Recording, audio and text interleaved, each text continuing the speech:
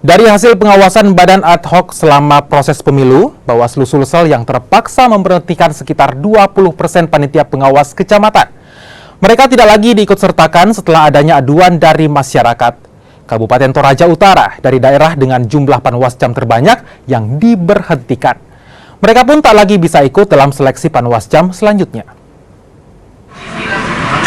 Tidak bergabung lagi nih macam-macam. Satu, persoalan kinerja, tidak tertib dalam pelaporan atau tidak tertib menjalankan tugas-tugas pengawasan, termasuk tugas-tugas sosialisasi pencegahan ke masyarakat. Jadi banyak tipe penilaian, aspek penilaian.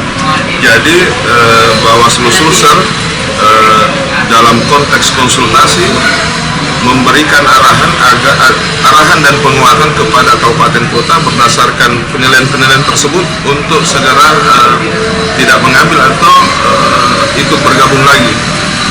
Demikian pula Bawaslu Sulsel porsinya untuk melindungi panwascam untuk tidak tersolimi penilaian yang tidak berdasar misalnya dari